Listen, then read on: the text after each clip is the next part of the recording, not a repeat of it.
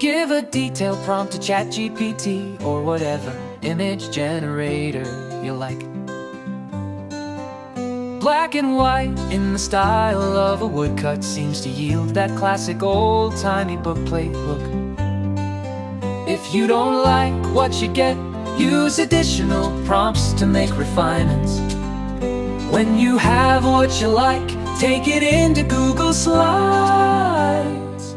We're going to use it as a simple image editor. Use page setup to change the dimensions of your slide. Add in borders and text to make it look exactly how you want.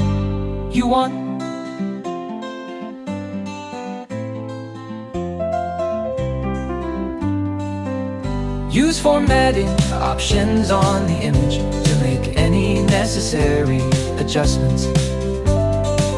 Add in little details to make it perfect. Schwanbeck has a white patch in his beard, so he is adding that. Obviously, you can use Photoshop or similar to do this if you prefer.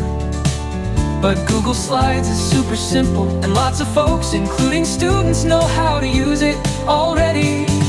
Download your Bookplate as a PNG. Print it out on cardstock, trim it. Use a glue stick to glue it in your book.